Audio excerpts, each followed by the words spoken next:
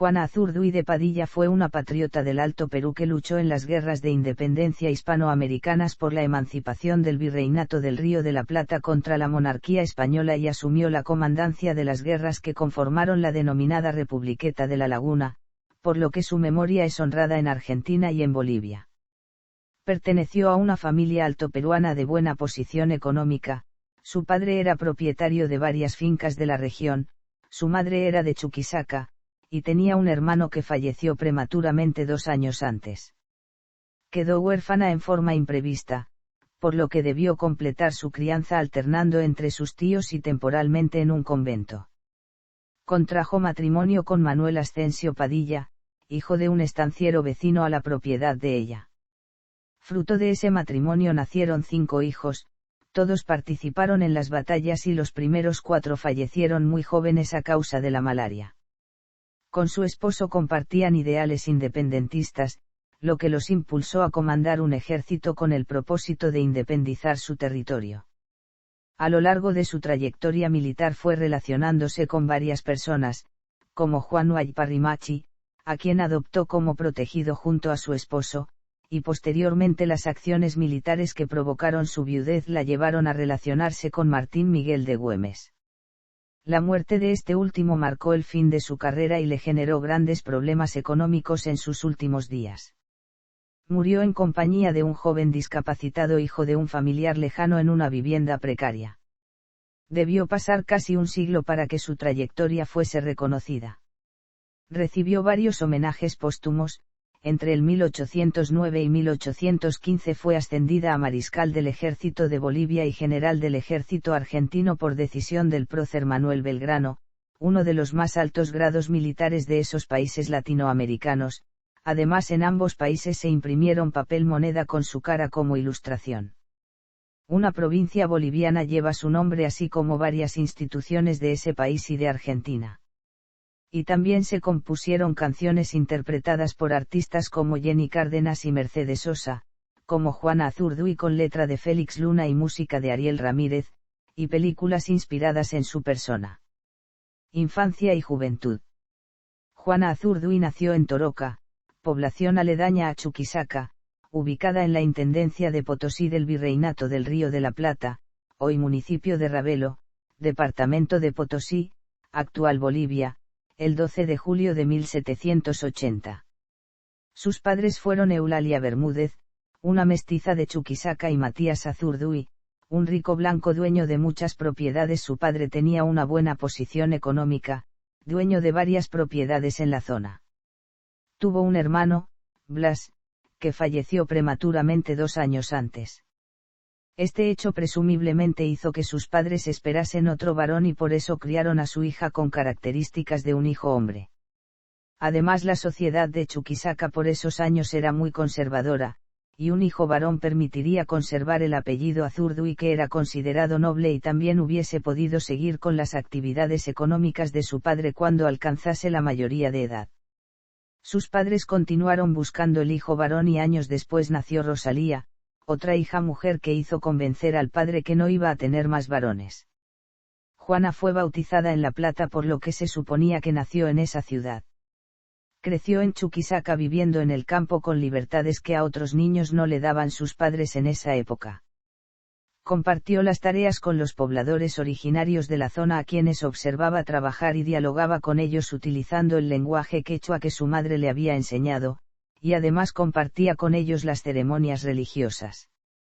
Ella contaba que su padre le había enseñado a andar a caballo, y lo hacía a galope sin sentir miedo, y además realizaron juntos muchos viajes. Sus padres fallecieron ambos en forma imprevista, cuando tenía 7 años de edad. Su madre falleció de muerte súbita lo que obligó a su padre a mandarla a regresar a su hogar en el campo. Pero al poco tiempo su padre, que tenía una aventura amorosa, fue asesinado supuestamente por un aristócrata del que nunca logró conocerse su identidad.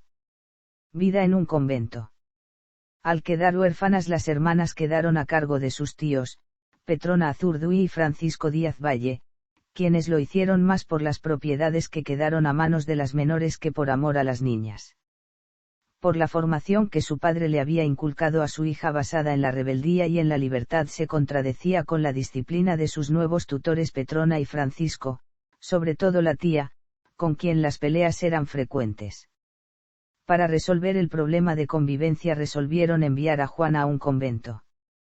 Rosalía era muy pequeña y logró convivir con sus tíos sin mayores sobresaltos. Azurduy aceptó ser enviada al convento para terminar con la relación conflictiva con sus tutores y porque algunas religiosas ocupaban posiciones de poder y prestigio en la sociedad chuquisaqueña, y se suponía que ella podía hacerlo también y de paso ayudar a los marginados. Pero en un convento también hay que mantener la disciplina, y no había más libertades que en la casa de sus tíos, por lo que se dio cuenta de que esa vida tampoco era para ella, aparte de que la vida no era al aire libre.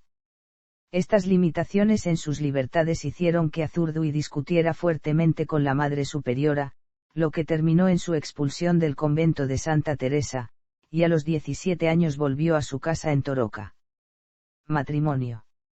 Dado que la convivencia de Juana con sus tíos volvió a ser difícil, se alojó en la casa que había sido de su padre. Además colaboró con su tío, que ya era muy mayor, en la administración de las propiedades. En esa casa volvió a encontrar la libertad que su padre le había inculcado.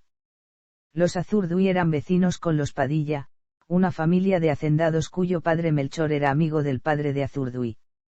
Los Padilla tenían 2 hijos, Pedro y Manuel Asensio. Las 2 familias compartían las fiestas y las tareas.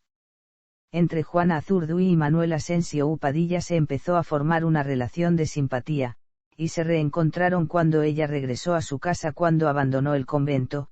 Ella estaba sola en su finca y se cruzaba a visitar a su vecina Eufemia Gallardo de Padilla, esposa de Melchor, y quien debió haber coordinado el encuentro de la futura pareja, ya que veía en la joven muchacha una buena candidata para su segundo hijo.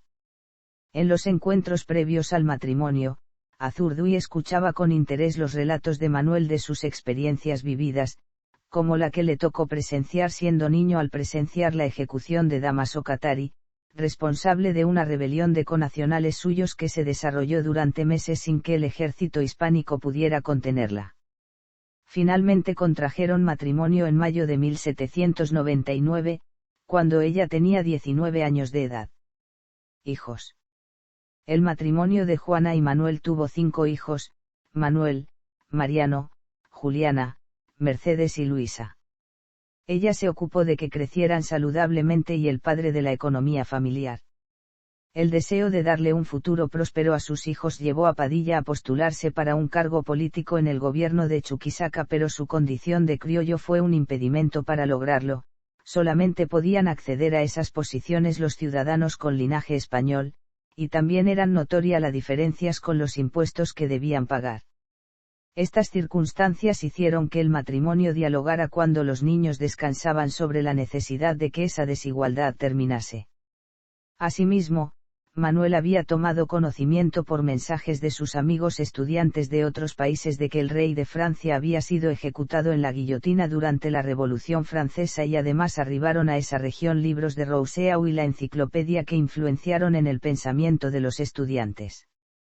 La primera acción fue en la Revolución de Chuquisaca, de mayo de 1809, en la cual los esposos participaron en forma activa, y este fue el evento que determinó que los 4 niños tuvieran que vivir como guerrilleros para toda su vida, sufriendo enfermedades de las alturas y debiendo soportar carencias como frío y hambre. Y cuando el patriota porteño Juan José Castelli fue derrotado en la batalla de Huaqui por los realistas, todas las propiedades de la familia Padilla fueron confiscadas. Si bien Azurduy logró en un primer momento refugiarse en la ciudad, fue delatada y arrestada con sus 4 hijos, y confinada en una hacienda cercana con estricta vigilancia del ejército godo. Con esto se pretendía amedrentar a Padilla, conocedores del amor que él sentía por su familia. Pero Azurduy logró derrotar a los guardias, asesinando a varios de ellos, y junto a su esposo que la esperaba afuera de la propiedad y con la ayuda de 3 caballos lograron fugarse. En un caballo montaron Azurduy y la pequeña Juliana, en el otro Manuel y Mariano y en el caballo restante Padilla con Mercedes. Posteriormente, y pese al deseo de su esposo de que no participara en las batallas, dejó a los 4 hijos al cuidado de los indios y se unió al ejército. Cuando instalaron el campamento en la laguna, Azurduy los mandó a buscar. El encargado de esa misión fue el cholo Hualparrimachi, quien logró su objetivo pese a la dificultad de la ubicación, entre las serranías entre Chuquisaca y Potosí. En ese lugar los 4 niños pudieron jugar. A Manuel le gustaba jugar trepando a los árboles, y cuando se caía al piso por la quebradura de alguna rama no demostraba ningún síntoma de dolor. A Mariano le gustaba jugar con los amazonas y soldados, logrando cumplir sus deseos manejando adecuadamente las problemáticas, logrando cumplir lo que se proponía. Por su parte, Juliana ya presentaba un físico parecido al de su mamá, tenía la piel color cobre y lograba cabalgar al galope sin perder el equilibrio. Y por último la pequeña Mercedes, que estaba aprendiendo a caminar y le gustaba que le hicieran a algunos de los cholos, y le gustaba cuando su padre la arrojaba al aire y la recogía.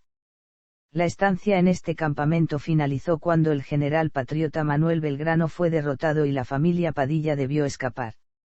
En ese exilio, los niños establecieron amistad con Hualparrimachi, quien les enseñó a los varones a usar las armas.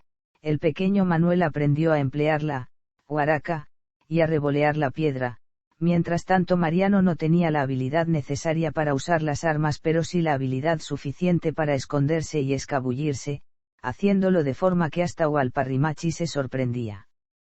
Las condiciones de vida que la guerra los obligaba a tener no eran las ideales para el desarrollo saludable de los niños, no conseguían alimentos para asegurar una comida diaria y la salud de los 4 comenzó a resquebrajarse. Empezaron a mostrar falta de fuerzas, cansancio y la imposibilidad de lograr lo que antes podían, como trepar a las alturas y otras habilidades que habían desarrollado. Y finalmente, cuando lograron la victoria de Tarbita, el brigadier español Joaquín de la Pezuela ordenó aniquilar a los Padilla. Cuando recibió el parte de un espía y ante las malas condiciones de salud de sus hijos, el matrimonio decidió separarse. Ella se escondió en el Valle de Segura con la guardia de unos pocos guerrilleros mientras que el esposo continuó con la lucha. Como el esposo fue derrotado en Pomabamba por los realistas, Azurduy decidió esconderse en los pantanos del Valle de Segura ante la posibilidad de que la delataran. Pero ese lugar era insalubre, lo que provocó que varios de sus guardias la abandonasen. Allí mismo los 2 hijos varones contrajeron malaria, y Manuel, el mayor, empeoraba a medida que pasaba el tiempo. Para evitar que sus hijas se contagiasen ordenó a Dionisio Quispe que se las llevara con él al rancho de cualquier otro poblador originario que las pudiese cuidar. Ella se quedó cuidando a sus 2 hijos, que ya estaban gravemente enfermos y finalmente fallecieron.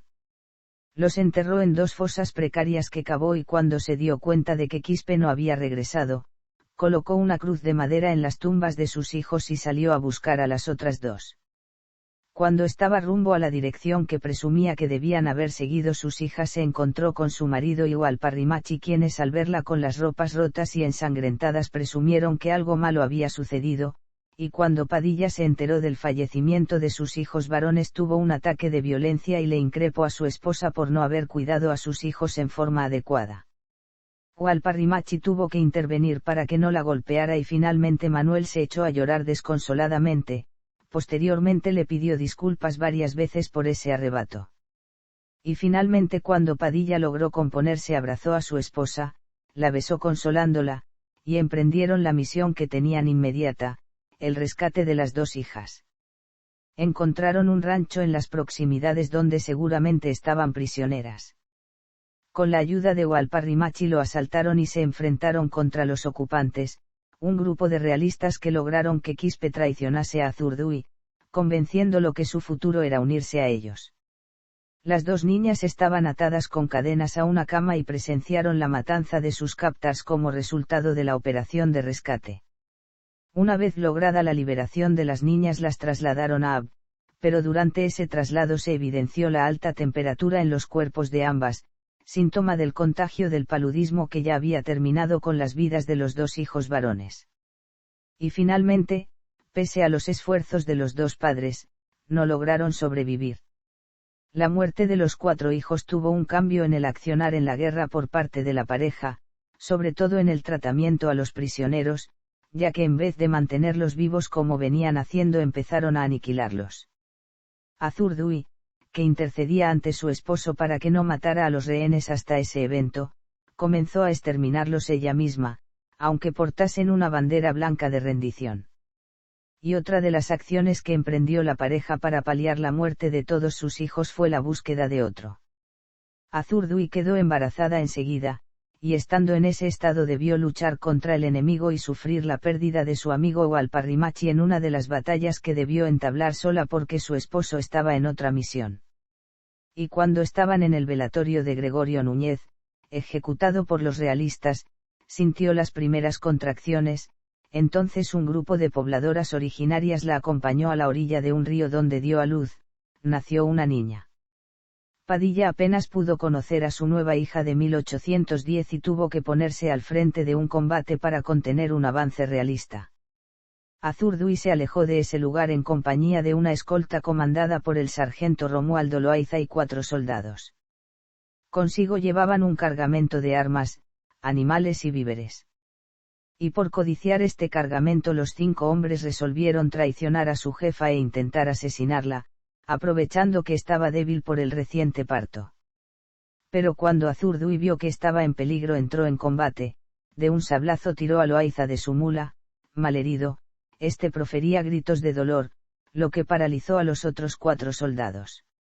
Aprovechando la oportunidad Azurduy, apretó fuertemente a la beba y obligó a la mula que cabalgaba a tirarse al río correntoso. A pesar de la fuerza de la corriente, el animal con sus pasajeros logró llegar a la otra orilla, poniéndolos a salvo. Cuando se reunió nuevamente con su marido, resolvieron que la niña llevase el nombre de Luisa y que la criara Anastasia Mamani, pobladora originaria, quien le daba total confianza, y logró realizar la tarea en forma satisfactoria. El hecho de que la crianza estuviese a cargo de otra persona por varios años, hizo que posteriormente madre e hija no lograran relacionarse como era de esperarse.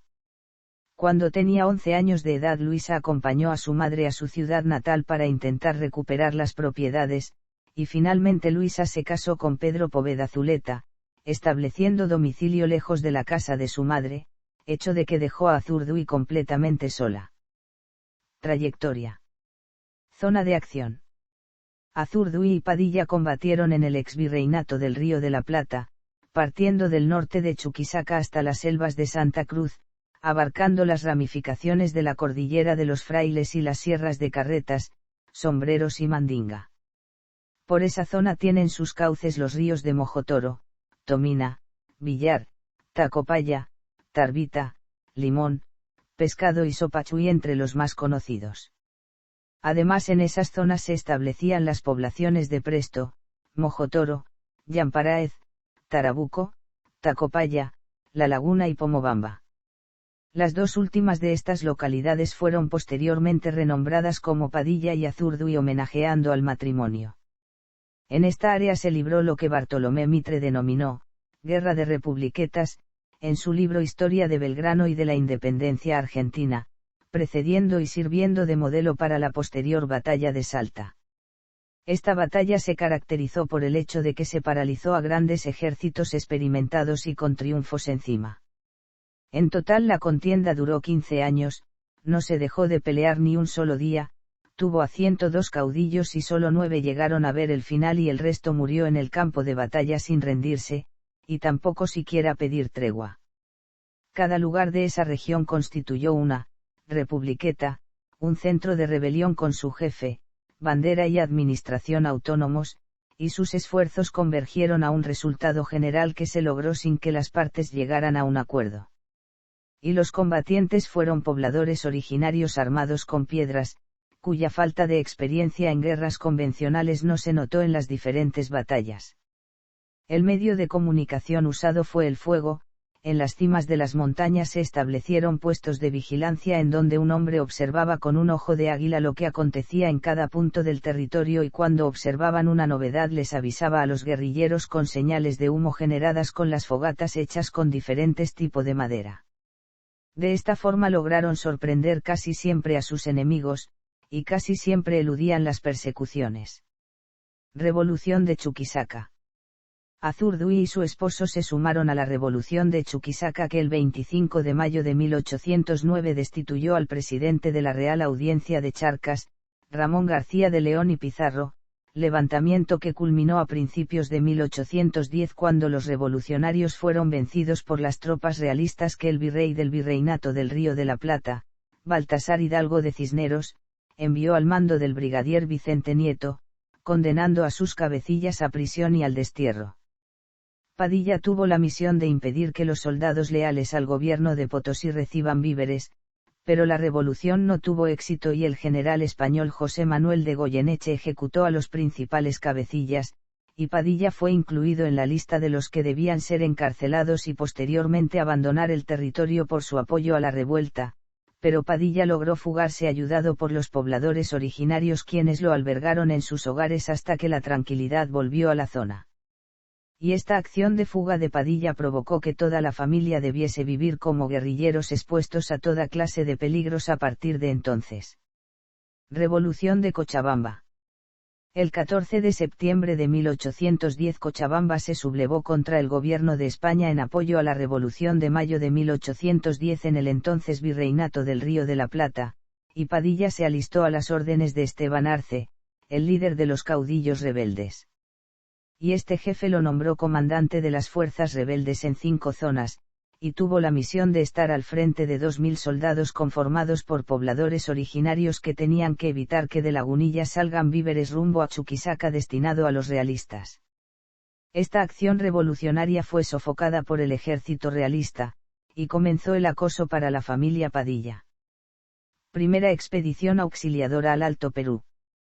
Producida la Revolución de Mayo en la ciudad de Buenos Aires, la capital virreinal, los esposos Padilla se ligaron, a partir de 1811, al ejército auxiliar del norte enviado desde Buenos Aires, para combatir a los realistas del Alto Perú, y Azurduy recibió a los jefes revolucionarios Juan José Castelli, Antonio González Balcarce y Eustoquio Díaz Vélez en las haciendas de Yaipiri y Yurubamba. Tras la derrota de las fuerzas patriotas en la batalla de Huaqui el 20 de junio de 1811, el ejército del virrey del Perú, al mando de José Manuel de Goyeneche, recuperó el control del Alto Perú. Las propiedades de los Padilla, junto con las cosechas y sus ganados, fueron confiscadas. Asimismo, Juana Azurduy, en ese entonces, sus 4 hijos fueron apresados, aunque Padilla logró rescatarlos, refugiándose en las alturas de Tarabuco, logrando eludir una noche la guardia y rescatar a su familia ayudado por 3 caballos, uno montado por Azurduy y su hija Juliana, el segundo por sus hijos varones y el último por Padilla y su hija Mercedes. Azurduy le solicitó unirse con él a las milicias rebeldes, pero él se negó aduciendo que su deber era cuidar a los hijos que aún eran muy pequeños. Pero a pesar de la negativa de su esposo, en su ausencia ella practicaba estrategias de lucha con muñecos de paja que ella los atravesaba con su lanza y además ejercitaba con la boleadora. Su marido le enviaba recuerdos de sus misiones, en una oportunidad le hizo llegar un estandarte con las armas del rey que había conseguido en la batalla de Pitantora. Y en este periodo de ausencia de su marido, casi un año, le llegaban a Azurduy noticias contradictorias, unas anunciando victorias y otras donde se le notificaban de derrotas, y a su regreso Padilla le contó la historia de las mujeres cochambinas que lograron repeler el avance del general Goyeneche.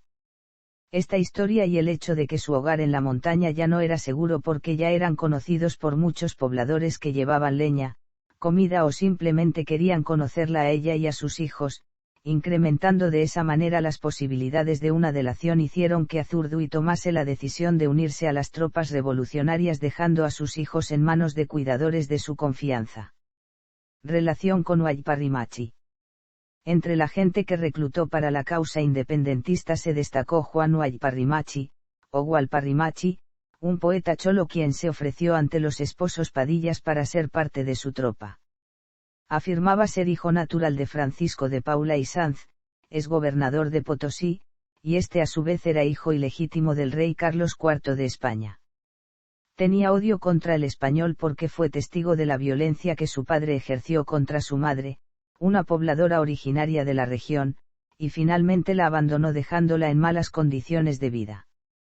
Los Padilla rápidamente entraron en confianza con él, Azurduy lo trataba como a uno de sus hijos y finalmente Padilla lo nombró lugarteniente. Además demostró tener habilidades y destrezas para atacar eficientemente al enemigo. Una de las funciones que le asignaron fue la de custodia de los hijos de la pareja. Tarea que logró cumplir eficientemente y además se desempeñó como entrenador de los menores, sobre todo de los dos varones a quienes les enseñó el funcionamiento de las principales armas, como el arco y la flecha, la lanza, la guaraca y el lanzamiento de piedra. Y también participó en misiones militares, ayudó a rescatar a Padilla cuando fue capturado cuando intentó amedrentar a un señor apellidado Carballo por acosar a los nativos en nombre del delegado del cantón de Tapala, Manuel Sánchez de Velasco. Cuando los pobladores no podían pagar los impuestos, Carballo les confiscaba los bienes dejándolos en la miseria y con una muerte próxima segura por inanición. Además tenía acusaciones por torturar y asesinar para lograr imponer su voluntad. Otra de las misiones que logró cumplir Huayparrimachi fue el traslado de los 4 hijos, que habían quedado al cuidado de pobladores originarios de confianza, al campamento de la laguna donde sus padres estaban instalados. Era un encargo difícil porque ese campamento estaba ubicado en un terreno en una zona serrana entre Chuquisaca y Potosí. Participó de la batalla de la Tarbita, fue el que dio la orden de asalto a las tropas y además se desempeñó como espía. Descubrió en un bolsillo de los prisioneros una carta de Sánchez de Velasco al comandante López donde anunciaba la llegada de un pelotón que se iba a unir a los que estaban en ese momento prisioneros para aumentar la cantidad de hombres para luchar contra los Padilla. Esta información les dio tiempo para organizar la defensa. Esta misión hizo que a partir de ese momento acompañase a Padilla en las misiones militares, dejando la función original de guardia de los hijos, ya que el nuevo refugio era considerado seguro por el matrimonio. Junto a Padilla se dirigió a Sauces, y él ayudó en las negociaciones con los pobladores de esa comuna para conseguir hombres porque un informante había informado, erróneamente o a propósito, que Azurduy y sus hijos habían sido capturados y Padilla quería regresar a rescatarlos. Sin embargo no lograron éxito en el intento de conseguir ayuda. Nadie quiso unirse a ellos y hasta les confiscaron las armas que les habían encargado que guarden.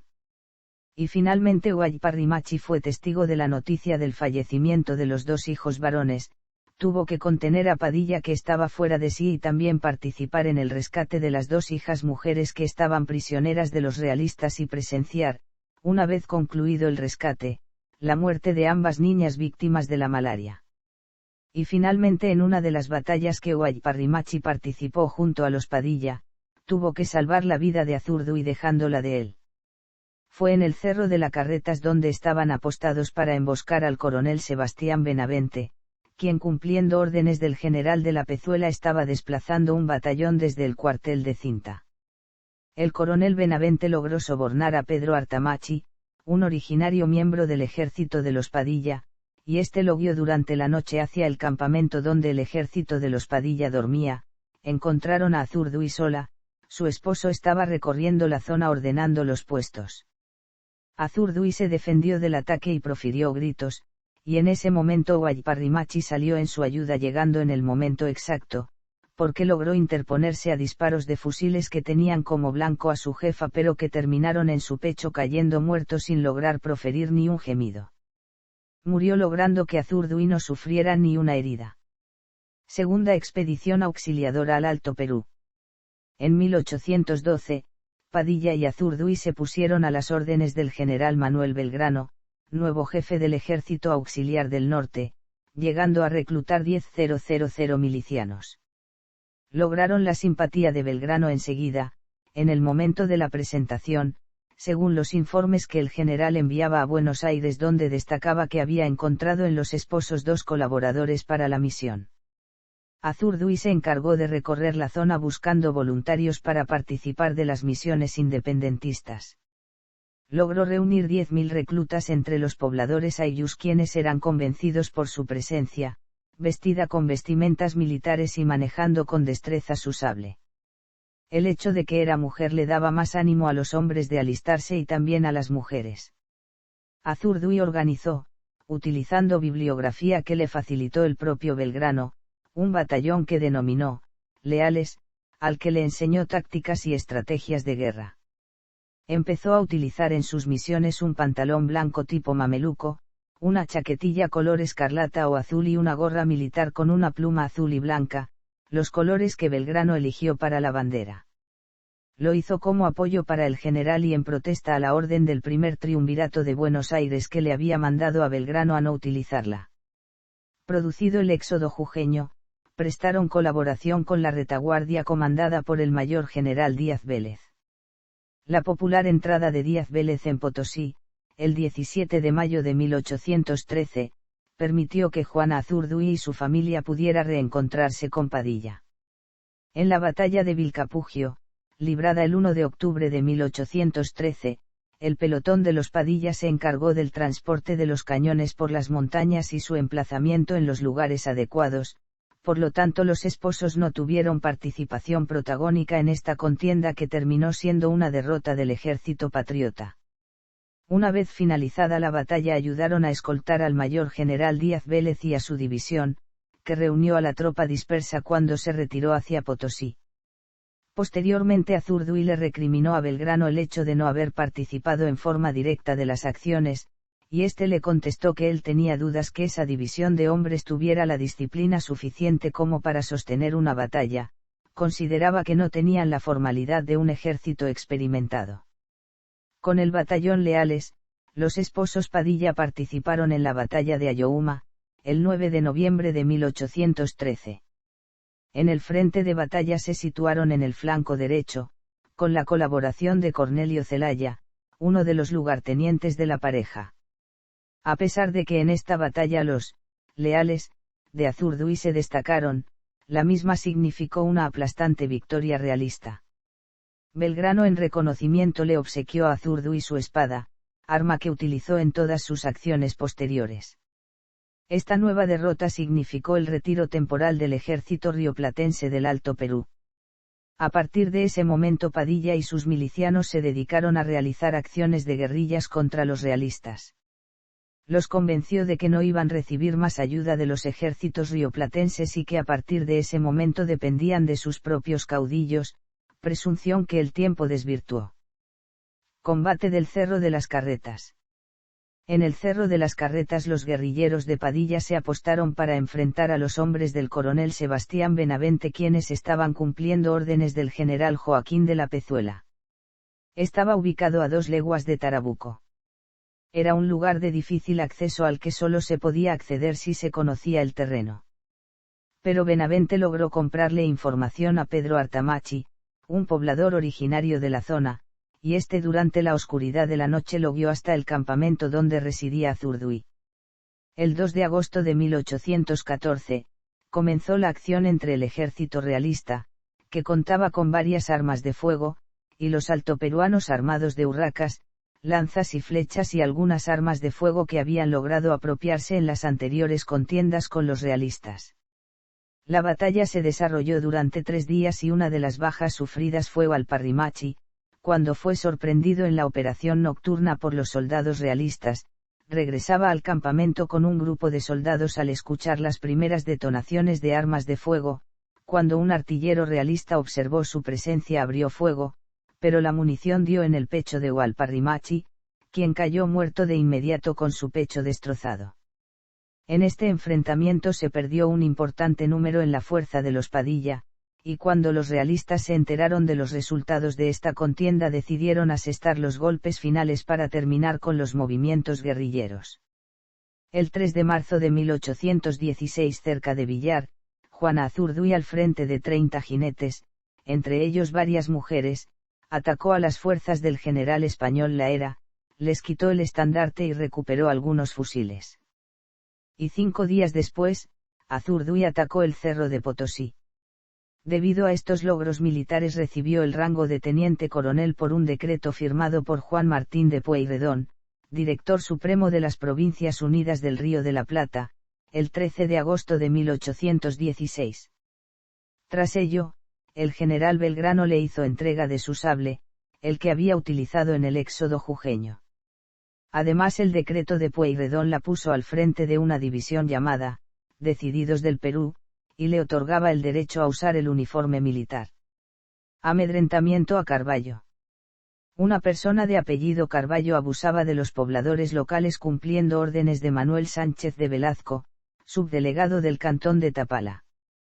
Ejecutaba confiscaciones de propiedades y los bienes económicos cuando los ciudadanos no podían pagar los impuestos, lo que provocaba que fallecieran por inanición. Y además llegaron a oídos de Padilla casos de asesinatos cometidos por esta persona para aterrorizar a los habitantes. Ante estas evidencias los esposos Padilla planificaron una acción de represalia contra esta persona. Para esta operación estaban disponibles Huayparrimachi y José Ignacio Zárate, un caudillo originario de la región del Porco que se unió a los esposos Padilla después de la derrota de la batalla de Ayohuma. Durante la noche del 18 de febrero de 1814 el grupo se dividió en dos. Padilla y Zárate penetraron en la alcoba de Sánchez de Velazco y lo tomaron prisionero, mientras que los restantes aprovecharon la fama de violento que tenía Zárate, y mientras recorrían la aldea gritaban: «Aquí está Zárate, huyamos, huyamos», provocando que los pobladores corrieran buscando refugio. Ante el éxito logrado con la operación liberaron a Sánchez de Velazco y regresaron al refugio con algunas riquezas de las que lograron apropiarse en el lugar. Pero cerca de allí, fuera del campamento, estaba Carballo, quien era además militar, que logró armar una tropa y salir en búsqueda de los guerrilleros. Estos estaban con sus 4 hijos, por lo tanto se dividieron. Azurduy y Huayparrimachi se encargaron de poner a salvo a los menores mientras que Padilla y Zárate quedaron frente a los hombres de Carballo, y a pesar de los intentos por defenderse fueron heridos, capturados y estaqueados en el lugar. Y además comenzaron a torturarlos como preparativo para la posterior ejecución. Para evitar esto último, Azurduy y Huayparrimachi dejaron a los niños en un hogar de pobladores originarios leales y comenzaron a planear el rescate. Y 2 factores jugaron a favor de los prisioneros: el hecho de haberle perdonado la vida a Sánchez de Velazco hizo que éste exigiera que antes de la ejecución un sacerdote les diera la extremaunción, y el segundo fue que no sabían que el segundo prisionero era el famoso Zárate.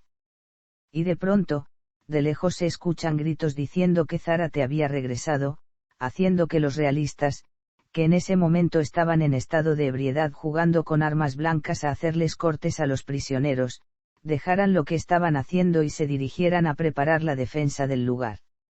Los que dieron la falsa alarma eran Azurduy y Huayparrimachi mientras disparaban al aire y golpeaban ramas de cola. Y ante la confusión generada los prisioneros lograron escapar a toda velocidad.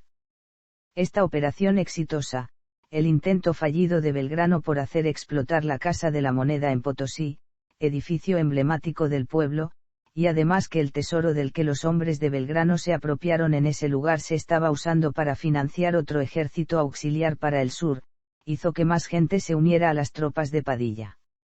Muerte de Padilla. Los esposos Padilla y su ejército triunfaron en Tinteros, pero sufrieron muchas bajas, pero aún sus enemigos estaban organizando ofensivas contra ellos. Un espía les avisó que 2000 hombres al mando de Miguel Tacón salieron de Chuquisaca y otros 700 hombres al mando de Francisco Javier de Aguilera lo hacían desde Vallegrande en una acción coordinada para lograr atacarlos desde 2 flancos. Con esta información, Padilla intentó una operación de defensa y ordenó a un grupo de montoneros ir al encuentro de los atacantes para intentar detenerlos, pero ante la evidencia de que desde el Virreinato del Río de la Plata no llegarían más refuerzos y la gran duración de la guerra provocó que varios de los guerreros desertaran y o se cambiaran de bando como hizo Manuel Obando, quien le enseñó al coronel Aguilera el camino para llegar a la laguna. Los especialistas que investigaron la batalla de la laguna, que tuvo lugar el 13 de septiembre de 1816, concluyeron que la estrategia de Padilla fue incorrecta porque a pesar de que era un terreno abierto, mandó a las tropas de infantería por el centro para enfrentar a sus rivales y la caballería comandada por Cueto se debía ocupar de la retaguardia de los enemigos. Y en la retaguardia realista estaba Aguilera, quien con sus tropas contuvieron el ataque de los hombres de Padilla a lo largo de varias horas de una batalla cuerpo a cuerpo, y finalmente estos últimos tuvieron que retirarse desordenadamente. Y al día siguiente, el 14 de septiembre, Padilla ingresó al Villar con el remanente de las fuerzas y establecieron campamento en el santuario, y a ese lugar arribaban el resto de los guerreros. En ese lugar estaba Azurduy, quien se quedó como reserva con algunos hombres en custodia de las armas y los caudales. Pero no sabían que Aguilera los estaba siguiendo sigilosamente, y en forma sorpresiva asaltó el campamento con un escuadrón de caballería, matando a los que no lograban escapar. Azurduy se puso al frente de la defensa y fue herida con 2 proyectiles, uno en su pierna y otro en su pecho. Y a pesar de las heridas de consideración continuó luchando para no desmoralizar al resto de los guerreros, conteniendo los gestos de dolor. Y en ese mismo lugar Aguilera le cortó la cabeza a Padilla. A continuación tomó la cabeza de Padilla con sus manos manchadas de sangre y se las exhibió a sus soldados en señal de triunfo, y estos gritaban victoriosos. Al lado de Padilla había una amazona y Aguilera, pensando que era Azurduy, la decapitó con el mismo sable que había usado anteriormente. Las 2 cabezas fueron colocadas en una pica que fueron posteriormente colocadas en la plaza de El Villar. Manuel Obando declaró ante el doctor Adolfo Tufiño en 1882 que fue él quien asesinó a Padilla cuando estaba siguiendo a Aguilera, y el caballo de este no pudo continuar su marcha por la fatiga. Entonces él continuó tras Padilla, quien se dio vuelta apuntándolo con su pistola pero sin poder disparar porque no estaba cargada. Entonces Obando dice que le pegó 2 tiros con su pistola provocando que Padilla caiga al piso ensangrentado, y entonces con su puñal procedió a cortarle la cabeza, pese a los intentos del padre Polanco por impedirlo.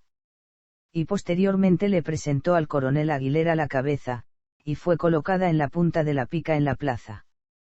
Azurduy logró escapar del campo de batalla a caballo, y desangrándose a causa de las heridas profundas que le habían provocado los proyectiles que habían impactado en su cuerpo. En el camino le informaron de su nueva condición de viudez. Al enterarse de la novedad y estar convencida de la veracidad de lo sucedido, intentó regresar para morir con su esposo en ese lugar, pero sus seguidores la hicieron desistir del intento y continuó el viaje hacia el Valle de Segura, y además asumió el mando de las tropas, teniendo el principal objetivo de salvar el tesoro, que estaba valuado en aproximadamente 60.000 duros, y también poner a salvo a su hija Luisa y una caja de madera con documentación, entre la que se encontraba el nombramiento como teniente coronela del ejército argentino.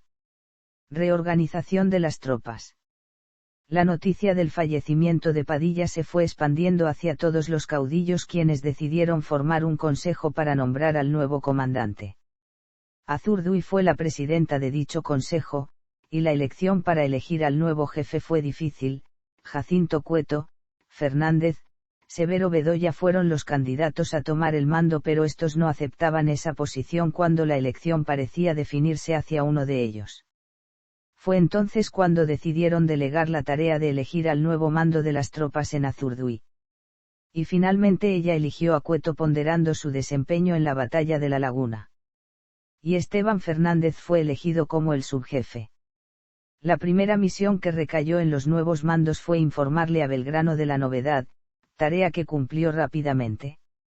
Pero no todos quedaron conformes con el nombramiento, entre ellos Apolinar Zárate, que se quedó en Tarabuco a pesar de ser llamado a una reunión en Molleni, y además se descubrió que le faltaban 25 hombres y el mismo número de fusiles, y posteriormente el subjefe Fernández y Ravelo también se sublevaron y constituyeron su propio batallón.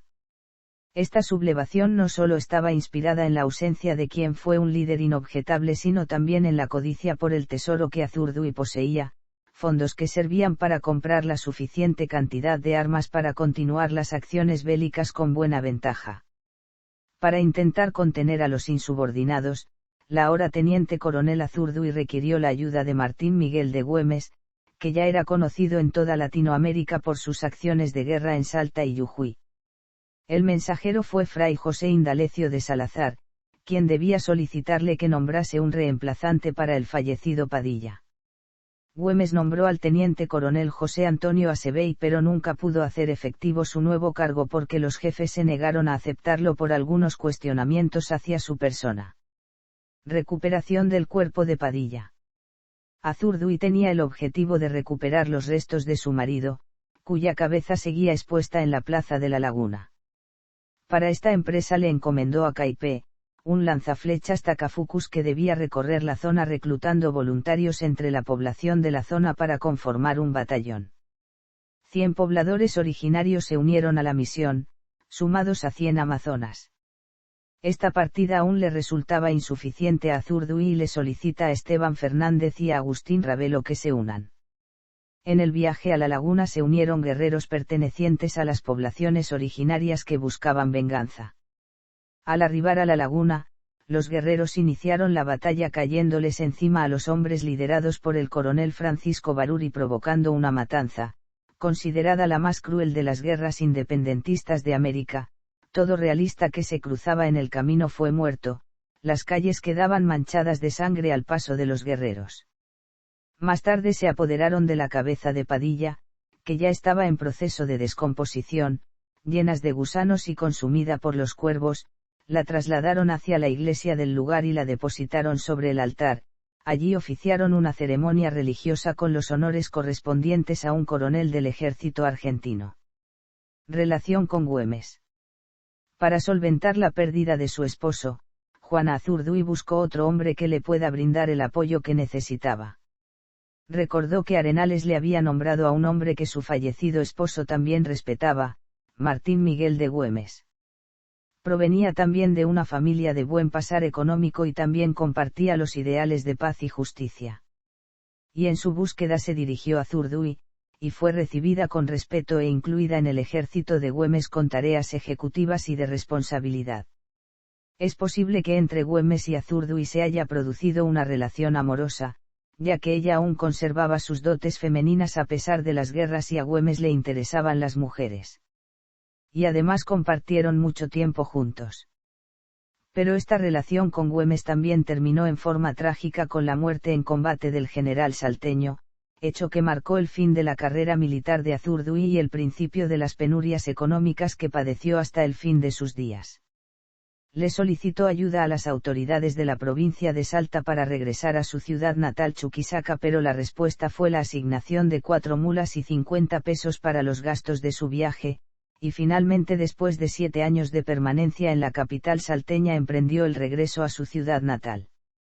Últimos años y muerte. Juana Azurduy arribó a su ciudad natal, Chuquisaca, en compañía de su hija Luisa, que tenía 11 años de edad por entonces, y ningún vecino de esa ciudad fue a recibirla.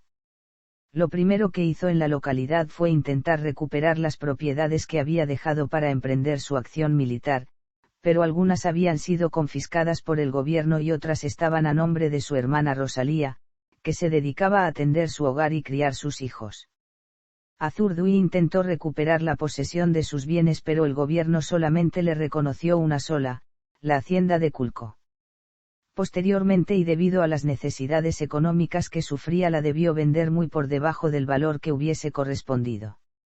Nadie le reconoció su trayectoria en las guerras independentistas porque los sobrevivientes eran personas que no tuvieron buen comportamiento durante la guerra. La mayoría de los caudillos ya habían fallecido. Y además los que ahora habitaban la región les resultaba más difícil desenvolverse en la política que en el campo de batalla. Además en los cargos más altos del gobierno estaba el mariscal Santa Cruz, quien combatió para los realistas al comienzo de la guerra y tuvo a su cargo la represión del levantamiento de la paz, en 1809. Además por entonces recién se estaba empezando a organizar la República de Bolivia, y se estaban desarrollando luchas internas que impidieron que tuvieran ocasión de recordar a quienes luchaban por la independencia de ese país. A pesar de todo hubo personas que sí se acordaron de ella. En una oportunidad se presentaron de sorpresa en su vivienda Simón Bolívar acompañado de Sucre, el caudillo Lanza y otras personas para homenajearla y reconocer su trayectoria. El general Bolívar elogió delante de los demás diciendo. Y le otorgó una pensión de 60 pesos que posteriormente Sucre la aumentó a 100 pesos por pedido por nota de Azurduy. Le pagaron esa pensión, que no era un alto valor económico, por el término de 2 años. Se la dejaron de pagar cuando sobrevino la anarquía en Bolivia al ser herido Sucre en el cuartel de San Francisco y el presidente Pedro Blanco asesinado en la Recoleta. Dicho presidente Blanco había sido comandante de las tropas realistas y luchado contra los esposos Padilla. Finalmente la pensión que le habían otorgado fue derogada en 1857 bajo el gobierno de José María Linares. Tampoco Azurduy recibió ayuda de Buenos Aires, porque al perder el territorio altoperuano consideraba, o eso parecía, extranjero a todos los nativos y residentes en esta zona, incluyendo a Azurduy, a pesar de sus luchas independentistas que benefició a ese distrito. En Charcas conoció a otra mujer de la independencia americana, Manuela Sáenz, también con el grado de coronela, quien le escribió. El mariscal Sucre, presidente de Bolivia, le aumentó su pensión, que apenas le alcanzaba para comer, pero dejó de percibirla en 1830 debido a los vaivenes políticos bolivianos. En una carta escrita en ese año, cuando vagaba por las selvas del Chaco argentino, vivió con su hija Luisa hasta que ella se casó con Pedro Poveda Zuleta y se radicaron lejos de Chuquisaca, lo que dejó a Azurduy completamente sola. Llevó a vivir con ella a Indalecio Sandi, un niño discapacitado hijo de un pariente lejano. La actitud de albergar a un necesitado a pesar de las necesidades propias mostró el gusto de ella por ayudar a los desamparados. Con el avance de la edad habitaba sola en una casa del barrio de Coripata, y quienes la conocieron en esta situación, como el historiador Gabriel René Moreno y sus amigos, la relacionaron con esa Juana Azurduy de las que se contaban historias. Además, los niños trataban de que les contara las historias de sus luchas independentistas, pero no lograban. Pasaba largas horas en silencio, recordando a sus seres queridos y en compañía a su lado de una pequeña caja con todas sus pertenencias, el nombramiento al grado de teniente coronela que le hizo Belgrano y otras condecoraciones. El fallecimiento de Azurduy sobrevino el 25 de mayo de 1862 en una alcoba de la Avenida España 218. Fue en el patio interior, en lo que podía ser un tambo antiguo donde los viajantes pagaban una pieza para pernoctar. Se trataba de una pieza chiquita con una pequeña ventana al oriente y la puerta al norte, que se alcanzaba por medio de una escalerilla de adobe. Las paredes estaban blanqueadas y en el techo se podían observar las vigas y las cañas trenzadas, que servían de nido a las vinchucas. Azurduy estaba recostada en una cama sencilla, conformada por márfagas que los nativos llamaban puyus. En esa misma habitación estaba el catre de Sandi, en la alcoba había una vajilla de barro, en las paredes colgaban algunas imágenes, y además estaba el baúl con los documentos de Azurduy. Cuando se produjo el fallecimiento de Azurduy, el niño Sandi se presentó ante las autoridades militares para informar de la novedad y solicitar los funerales que le correspondían por su grado militar, pero fue atendido por el mayor Joaquín Taborga, que le respondió que no se haría nada porque estaban todos festejando la fecha patria. Los restos de Azurduy fueron depositados en cementerio local en fosa común con la única compañía, probablemente, de un sacerdote que pronunció una oración. Esa ceremonia fúnebre tuvo el costo simbólico de $1. 100 años más tarde, el ya anciano Indalecio Sandi, valiéndose de sus recuerdos, señaló el lugar donde probablemente estaban los restos de Azurduy a las autoridades cuando decidieron hacer el postergado homenaje por las acciones independentistas de la fallecida. Sus restos fueron depositados en un mausoleo que se construyó en su homenaje en la ciudad de Sucre. Homenajes. En Bolivia. En Bolivia, la provincia Juana Azurduy de Padilla lleva su nombre, así como el antiguo aeropuerto de la ciudad de Sucre, y a partir de 2014 la Orquesta Infanto Juvenil Nacional fue nombrada Juana Azurduy. El 25 de mayo de 2009 el presidente Evo Morales instituyó el bono Juana Azurduy de Padilla de BS 1820, una asistencia económica que reciben las mujeres en estado de gestación y los niños y niñas menores de 2 años, en el intento de disminuir los altos índices de desnutrición y mortalidad infantil y materna. Bolivia le otorgó altos grados militares póstumos. En noviembre de 2009, el Senado la ascendió póstumamente al grado de Mariscal de la República, declarándola Libertadora de Bolivia, sobre la base de las acciones de patriotismo demostradas en bien de la independencia del país. Además, Juana Azurduy de Padilla fue la primera mujer boliviana ascendida al máximo grado militar en la categoría de oficiales. El 6 de agosto de 2011, la Asamblea Plurinacional en la Casa de la Libertad, Sucre, le otorgó el grado póstumo de Mariscala del Estado Plurinacional de Bolivia, en conmemoración de los 186 años de la emancipación libertaria, y el presidente Evo Morales posesionó los grados y el sable de mariscala del Estado plurinacional, al pie de sus restos, en testimonio de gratitud por su heroica participación en la lucha de la independencia en la guerra contra el Imperio Español. En la literatura boliviana, Juana Azurduy de Padilla ha sido fuente de inspiración por parte de las primeras escritoras del país. Así Lindaura Anzoátegui Campero de Campero, primera dama de Bolivia, rescató su figura en las novelas históricas Juan Asensio U. Padilla y El año de 1815. En Argentina.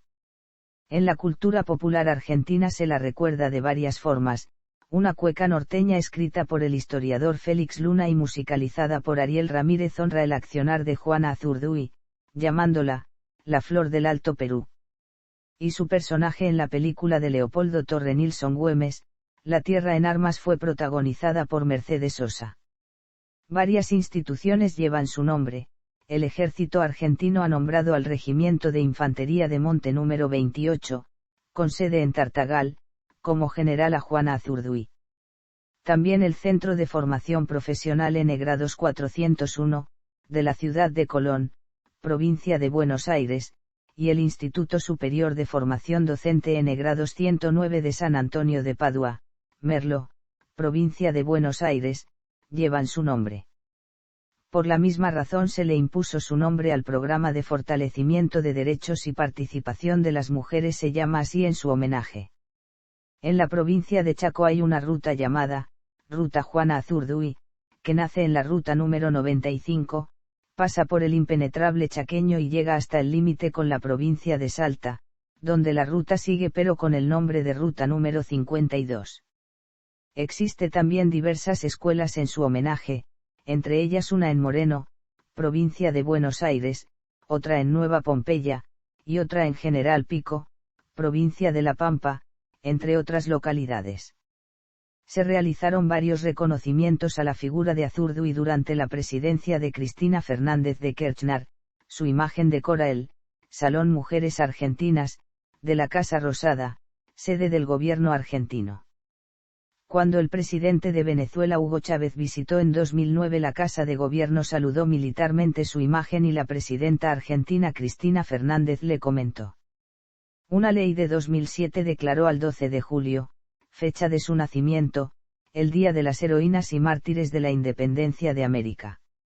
Y posteriormente el 14 de julio de 2009 la presidenta Cristina Fernández ascendió post-mortem a Juana Azurduy, del grado de teniente coronel a generala del ejército argentino. En marzo de 2010 la misma Fernández personalmente entregó el sable y las insignias de generala del ejército argentino ante sus restos, resguardados en la Casa de la Libertad, en Sucre. Junto al presidente boliviano Evo Morales firmaron un tratado que instituyó el día del nacimiento de Juana Azurduy, como el Día de la Confraternidad Argentina-Boliviana. La presidenta también dispuso que en el Parque Colón, contiguo a la Casa Rosada de Buenos Aires, se ubique un monumento en honor a la figura de Juana Azurduy de Padilla, reemplazando al monumento a Cristóbal Colón. La estatua, del artista Andrés Cerneri, mide 16 metros de alto y 25 toneladas de peso, fue realizada en bronce y donada por el gobierno de Bolivia, se inauguró en junio de 2015. El 15 de julio de 2015 la mandataria argentina aprovechó la visita del presidente boliviano Evo Morales para inaugurar dicho monumento. Posteriormente, el 16 de septiembre de 2017 este monumento fue trasladado a la Plaza del Correo, frente al Centro Cultural Kirchner, en el marco de las tareas para la construcción del Paseo del Bajo. Otro reconocimiento durante el mandato de Fernández de Kirchner fue la emisión a partir del 20 de junio de 2014 de un billete de $10 con su imagen en el reverso. A partir de 2022, su imagen circula en el billete de 200 pesos argentinos, junto a Martín Miguel de Güemes.